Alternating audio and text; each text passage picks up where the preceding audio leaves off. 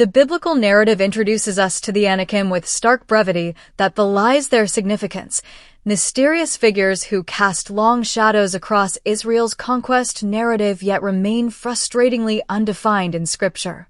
Their first mention comes as a whispered terror in Numbers 13:33, where the Israelite spies return from Canaan with reports that chill the blood of their listeners. We saw the Nephilim there. The descendants of Anak come from the Nephilim. We seemed like grasshoppers in our own eyes, and we looked the same to them. This single, potent image of men reduced to insects before towering adversaries would derail Israel's initial conquest and condemn an entire generation to death in the wilderness. But who were these beings that could inspire such paralyzing fear? The biblical text offers scattered clues that tantalize more than they satisfy. The name Anakim itself derives from the Hebrew word meaning long-necked or necklace wearers, perhaps suggesting their imposing stature. Deuteronomy 2 verses 10-11 provides a crucial genealogical connection, noting that the Anakim were considered Rephaim, another mysterious group described as giants. This connection creates a complex tapestry of giant clans scattered throughout Canaan and Transjordan, the Emim, feared by Moabites, the Zamzummim, terrifying to the Ammonites, and various Rephaim groups. More intriguing still is the potential connection to the enigmatic Nephilim of Genesis 6 verse 4, described as heroes of old, men of renown born from the union of sons of God and daughters of men before the flood. While scholarly debate continues about whether the Anakim represented actual biological descendants of these pre-flood entities or whether the spies were making a comparative description, they were like the legendary Nephilim. This potential connection places the Anakim within a mysterious lineage that challenges conventional biblical chronology. Their geographical distribution reveals a strategic significance often overlooked.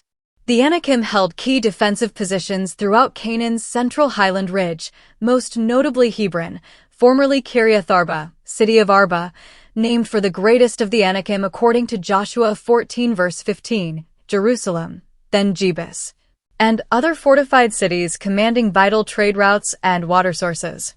This wasn't random settlement, but suggests sophisticated military control of the region's most valuable territories. Archaeological excavations at these sites reveal massive stone fortifications dating to the Middle Bronze Age, walls that would have appeared nearly insurmountable to nomadic tribes emerging from the desert. The biblical record preserves tantalizing names of Anakim leaders, Ahiman, Sheshai, and Talmai, Numbers 13:22, suggesting cultural distinctiveness. Their patriarch, Arba, is described as the greatest man among the Anakim, Joshua 14 verse 15, hinting at a hierarchical society with legendary founders. That these names and genealogies were preserved at all indicates these weren't merely symbolic opponents, but historically remembered adversaries who left an indelible mark on Israel's cultural memory. What distinguished the Anakim physically remains a subject of debate. While popular imagination envisions them as giants of fantastical proportions, the biblical text offers few specific measurements.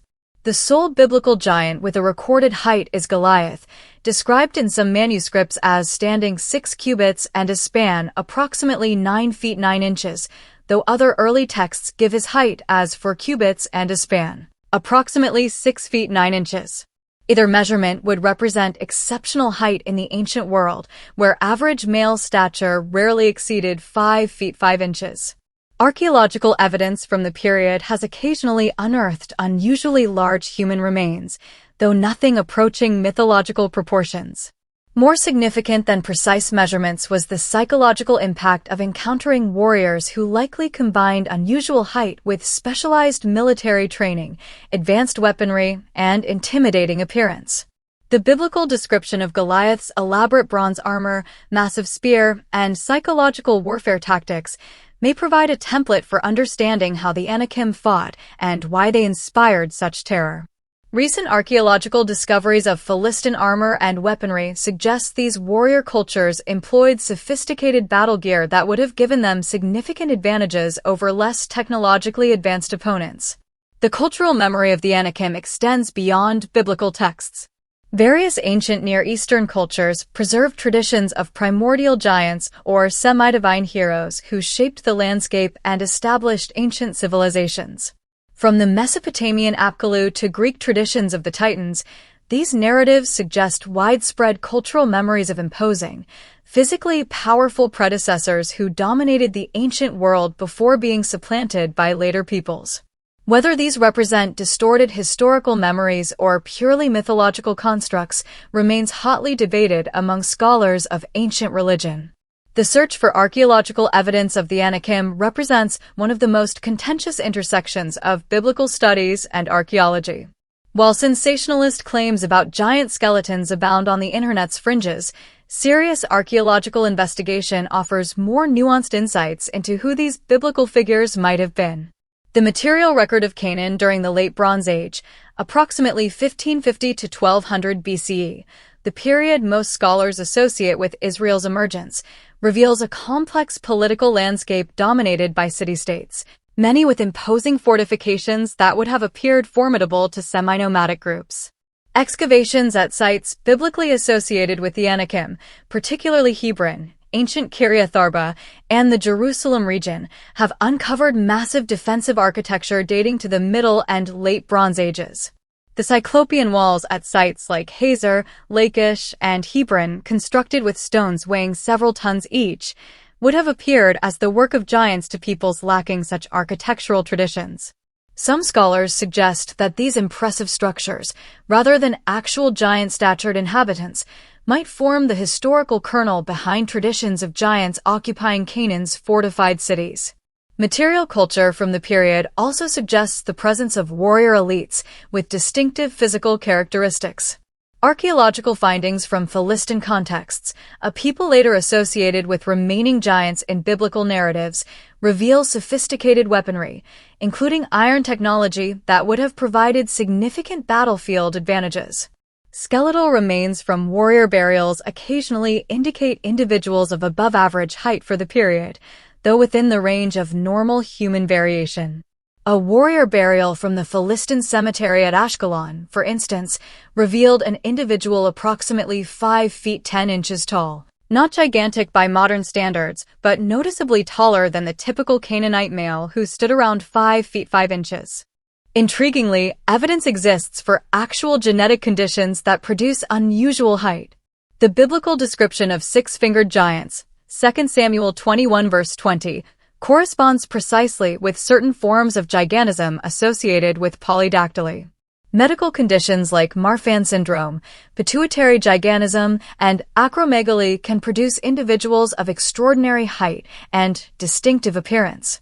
In smaller ancient populations with limited genetic diversity, such conditions could become concentrated within certain lineages or tribal groups, potentially creating warrior clans renowned for their unusual stature. Precisely what the biblical text suggests about the Anakim. The wider archaeological context of the Mediterranean world during this period reveals cultural patterns that illuminate the biblical narrative. The Late Bronze Age collapse, circa 1200 to 1150 BCE, saw the arrival of the enigmatic sea peoples, including the Philistines, who established coastal enclaves in Canaan. Archaeological evidence from Philistine sites reveals they were physically distinctive, with dietary practices and material culture suggesting Aegean origins.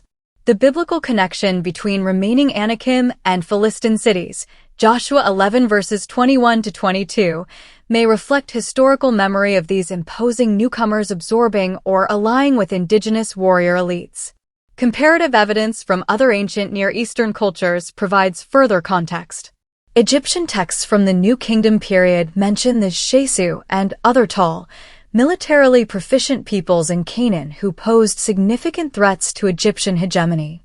The Amarna letters, diplomatic correspondence between Canaanite vassals and Egyptian overlords, frequently mention marauding groups called the Apiru, disrupting settled territories, potentially reflecting the same population movements described in biblical conquest narratives.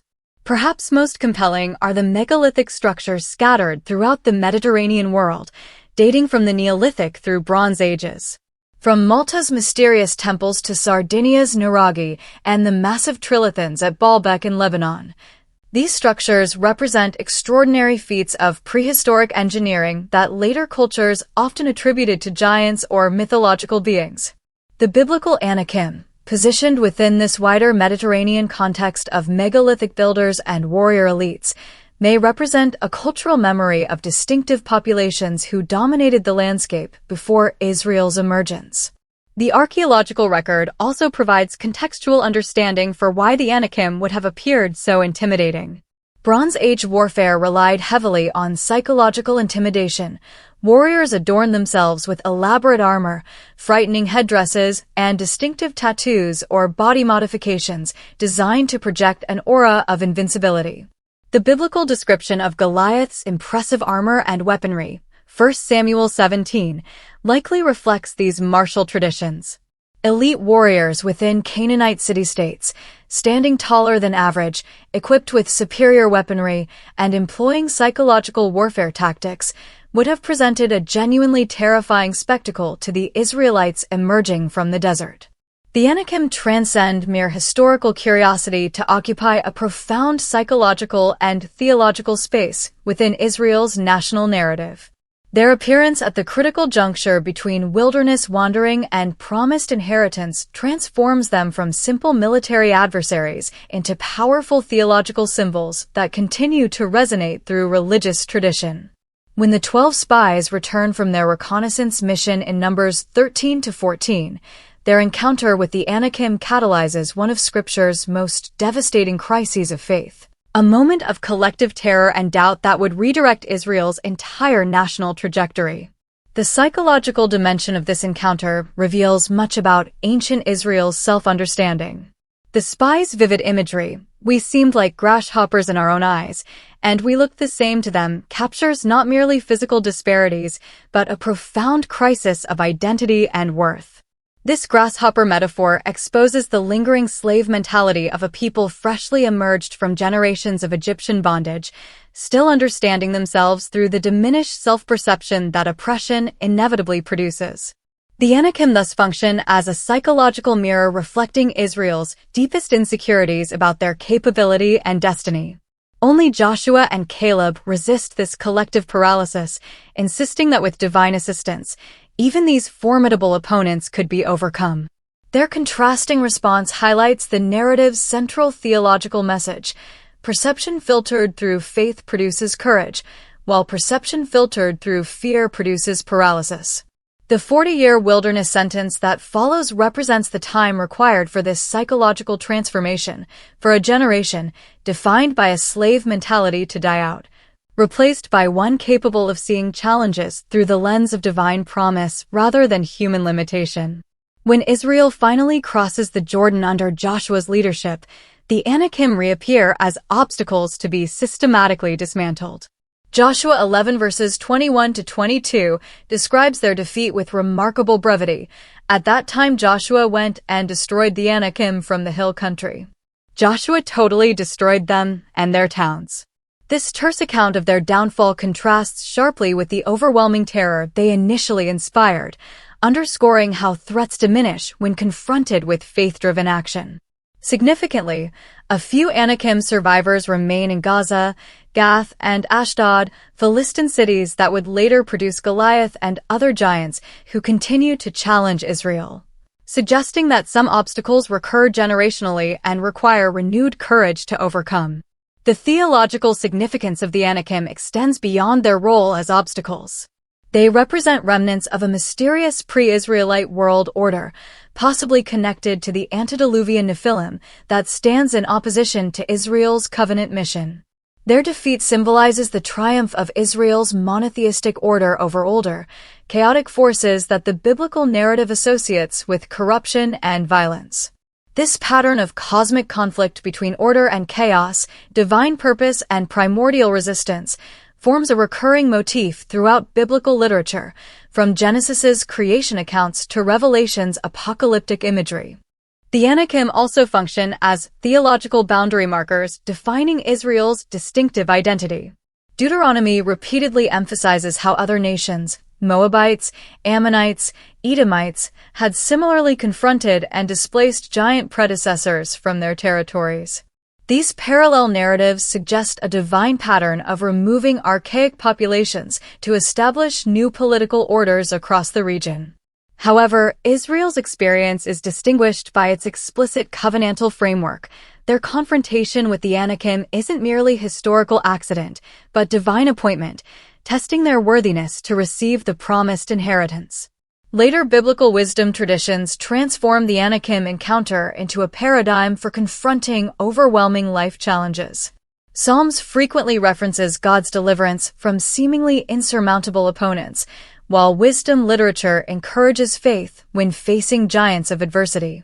This metaphorical application reaches its zenith in the David and Goliath narrative, a story deeply connected to the Anakim tradition through its Philistine context and explicit giant imagery. David's victory recapitulates and personalizes Israel's national triumph, becoming the archetypal narrative of faith overcoming intimidating odds that continues to inspire religious and secular audiences alike. The Anakim narrative also provides theological justification for Israel's conquest. The inhabitants of Canaan aren't merely political obstacles, but represent corrupted lineages that divine judgment has marked for displacement.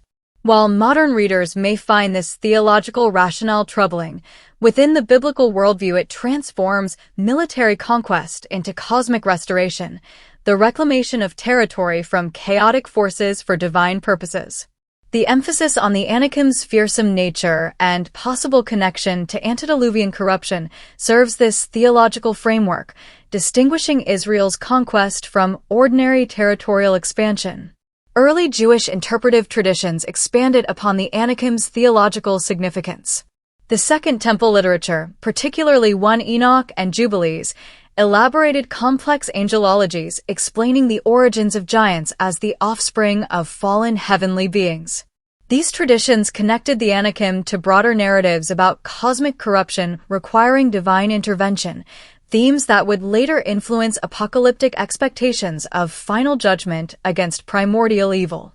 Early Christian interpretation continued this trajectory, with church fathers like Augustine seeing the defeat of giants as prefiguring Christ's victory over demonic forces. The psychological power of the Anakim narrative continues to resonate in contemporary religious experience. Faith communities regularly invoke the story when facing seemingly impossible challenges, institutional obstacles, cultural opposition, or internal resistance to spiritual growth. The transformation from grasshopper consciousness to conqueror identity remains a powerful paradigm for personal and communal development.